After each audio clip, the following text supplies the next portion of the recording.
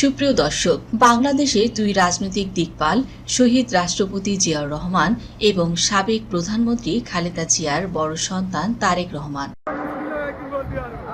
বিমানবন্দর থেকে সরাসরি গণসংবর্ধনা স্থলের দিকে তারেক রহমান। দর্শক, আমরা কিন্তু এই মুহূর্তে রয়েছি কুড়িলের যে গণসংবর্ধনা স্থল সেই এলাকাতে, এবং এই এলাকাতে কিন্তু কুড়িলের যে পূর্বাচল 300 ফিট সড়কের উপরে যে সংবর্ধনা মঞ্চটি করা হয়েছে সেই মঞ্চের এলাকা থেকে সরাসরি আপনাদের সঙ্গে যুক্ত রয়েছি।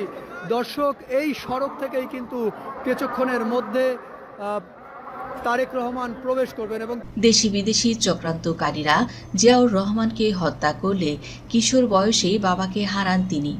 সেই কিশোর বয়স থেকেই মায়ের সঙ্গে জীবন সংগ্রামের জড়িয়ে পড়েন তারেক রহমান। রাজনৈতিক পরিবারের সন্তান হয়েও বিলাসী আরাম আয়েশের জীবনকে বেছে নেননি তারেক রহমান। অনেক চড়াই উতরাই পেরিয়ে দেশনেত্রী মায়ের ছায়াতলে থেকে কাজ করেছেন দেশের জন্য, দেশের মানুষের জন্য, যার কারণে বাবা জিয়াউর রহমানের মতো তিনিও বারবার দেশি বিদেশি ষড়যন্ত্রের শিকার হয়েছিলেন। জেল, নির্যাতিত, এমনকি নির্বাসনেও থাকতে হয়েছে তারেক রহমানকে। তবুও অন্যায়ের সঙ্গে আপোষ করেননি তিনি। শহীদ প্রেসিডেন্ট বাবার স্বপ্ন বাস্তবায়নে সাবেক 3 বারের প্রধানমন্ত্রী খালেদা জিয়ার দিক নির্দেশনায় দেশের মানুষের কল্যাণে নিজেকে নিবেদিত করেছেন। দেশের রাজনৈতিক অঙ্গনে তার নাম বরাবরই আলাদা গুরুত্ব পায়। 1971 সালে স্বাধীনতা যুদ্ধের সময় মায়ের সঙ্গে পাকিস্তানি বাহিনীর বন্দি দশায় থাকেন তারেক রহমান। শিশু বয়সেই কারাবন্দী হওয়ার অভিজ্ঞতা তাকে রাজনৈতিক বাস্তবতার খুব কাছাকাছি নিয়ে আসে।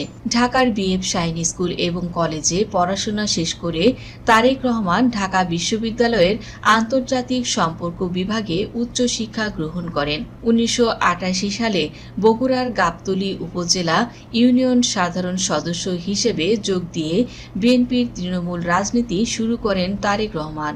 1991 সালের নির্বাচনের আগে মা বেগম জিয়ার সঙ্গে দেশের প্রায় প্রতিটি জেলার প্রচারণায় অংশ নেন তারেক রহমান। 2001 সালের আগে তারেক রহমান ঢাকায় একটি গবেষণা ইউনিট গড়ে তোলেন। সেখানে স্থানীয় সমস্যা, সুশাসন, নীতি প্রস্তাব ও তৃণমূল মানুষের মতামত সংগ্রহ করেন তারেক রহমান। পাশাপাশি বিভিন্ন গুরুত্বপূর্ণ কর্মসূচি চালু করেন তারেক রহমান। সেই ধারাবাহিকতায় 2001 সালের নির্বাচনে নিরঙ্কুশ বিজয় লাভ করেন বিএনপি। ক্ষমতার কেন্দ্রে থাকার সুযোগ থাকলেও তারেক রহমান কখনো মন্ত্রিত্ব বা সংসদ সদস্য পদ নেননি, বরং দলের কাঠামো শক্তিশালী করাই ছিল তার মূল লক্ষ্য। 2002 সালে বিএনপির সিনিয়র যুগ্ম সম্পাদক নির্বাচিত হওয়া, পরে তৃণমূল সম্মেলন আয়োজন, কৃষক ভর্তুকি ও সামাজিক ভাতা বিষয়ে প্রচার, প্লাস্টিক ব্যাগ বিরোধী আন্দোলনের মধ্য দিয়ে তারেক রহমান বিশাল সাংগঠনিক কাঠামো তৈরি করেন।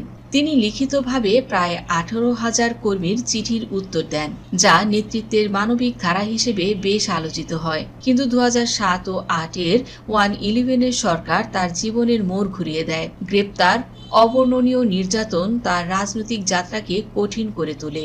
বিএনপির দাবি, তারেক রহমানকে রাজনীতি থেকে দূরে রাখতে এমন তৎপরতা বাস্তবায়ন করা হয়। 1-11 সরকার আমলে মিথ্যা মামলায় তাকে ঢাকা ক্যান্টনমেন্টস্থ মইনুল রোডের বাসা থেকে তাকে গ্রেপ্তার করা হয়। রিমান্ডে থাকাকালীন তারেক রহমানের উপর অমানবিক শারীরিক নির্যাতন চালানো হয়েছিল। মেরুদণ্ড, পাঁজর ও হাঁটুতে গুরুতর আঘাতে তিনি প্রায় পঙ্গুত্বের পর্যায়ে পৌঁছেছিলেন। দীর্ঘ 18 মাসের কারাভোগ ও অমানবিক নির্যাতনে যখন তারেক রহমান প্রায় মৃত্যুর মুখোমুখি, তখন আদালতের নির্দেশে উন্নত চিকিৎসার জন্য 2008 সালে 11 সেপ্টেম্বর লন্ডনে যেতে বাধ্য হন তিনি। কিন্তু সেই যাত্রা ছিল না কেবল চিকিৎসার, সেটি হয়ে ওঠে জন্মভূমি থেকে এক দীর্ঘ বিচ্ছেদের শুরু। তারেক রহমানের দেশে ফিরে আসাকে ঠেকাতে পারবে না ইনশাআল্লাহ। তিনি যেদিন বাংলার মাটিতে ফিরবেন, সেদিন জিয়া বিমানবন্দরে লক্ষ কোটি মানুষ তাকে বরণ করতে যাবে।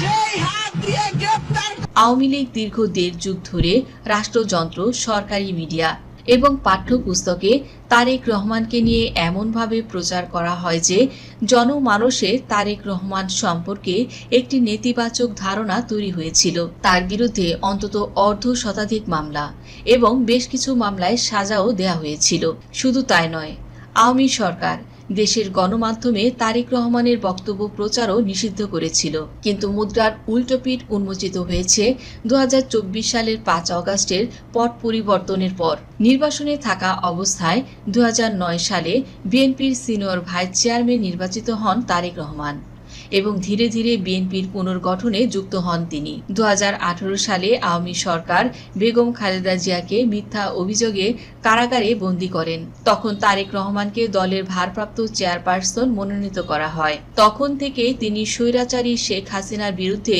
গণতন্ত্রপন্থী আন্দোলনে নেতৃত্ব দিয়ে আসছেন। কিন্তু হাসিনার সরকার 111 সরকারের দায়ের করা মিথ্যা মামলায় তাকে একের পর এক দণ্ডাদেশ দেয়।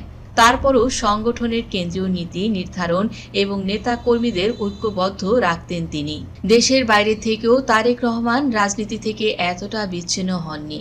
ভার্চুয়াল সভা, ভিডিও কনফারেন্স ও সরাসরি দিক নির্দেশনার মাধ্যমে তিনি বিএনপিকে ঐক্যবদ্ধ করে রেখেছেন। ব্যক্তিগত জীবনে তারেক রহমান ডক্টর জুবাইদা রহমানের স্বামী ও জাইমা রহমানের পিতা।